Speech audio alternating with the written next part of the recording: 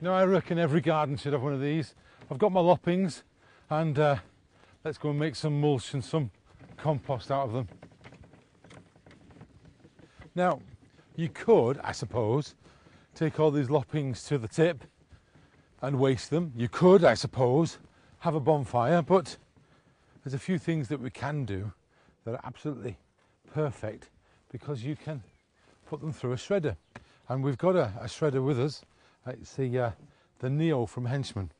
And you need to put your gloves on and your goggles on for safety. And we're going to actually shred all of this lopping. And once we've got them shredded, there's a number of things we can do. You can use them raw, uncomposted, as direct mulch. Now I prefer to mulch things that I've not got leaves on, because this isn't going to really rot down in a mulcher, in a composter very easily.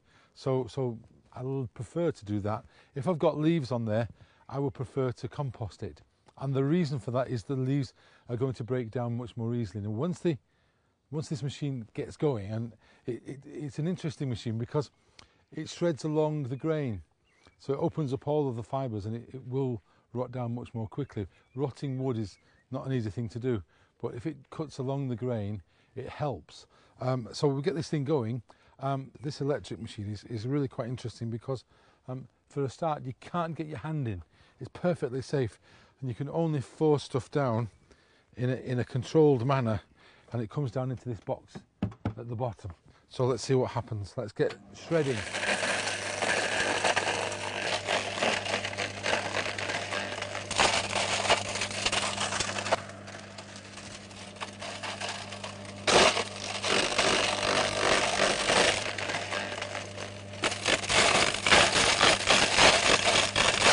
Now we've shredded all of those loppings and look what we've got.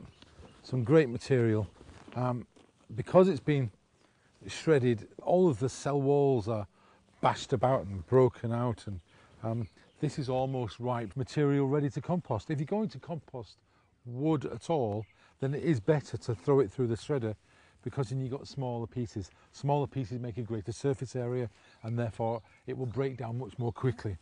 If you're going to compost, certainly wood, but anything else for that matter, you need to have a good bucket full. You don't want to cool this thing down whilst it's composting away, and you would turn it around by the handles, I'll show you that in a second, more or less once a day, and return it to the top. Let's have a go.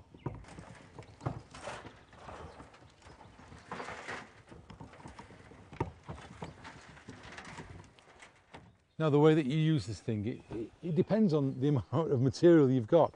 To get composting a couple of weeks, you need to fill this thing up and get it hot. And that way it will break down very quickly. Turn it around once a day. But not everybody's got that amount of material to compost in one go. You can add it piecemeal, but you'll have to realise, of course, that it will take longer to break the material down. Every time you open this up, it cools it down, which slows down the breakdown process inside the compost. But nevertheless, it's a nice, neat and tidy way of making compost in your garden. I want to go now and get some mulching done with the rest of these loppings that we've broken up in the shredder. Now the reason we compost is to break down the nutrients that are in the bits and pieces that we've composted, but for mulching it has quite a different set of reasons. The first thing is that mulching suppresses weeds, and so if you can put a nice thick mulch around your plants, it actually suppresses the weeds that might grow around them just by cutting out the light. So that's a major improvement straight away. Now the other reason why we mulch is to actually keep the moisture content in the soil high. We've got water in soil, the plants need it to grow. We don't want it evaporating away. It's absolutely stopping all of the moisture from getting out. So the mulch has got two jobs: suppressing weed and conserving moisture.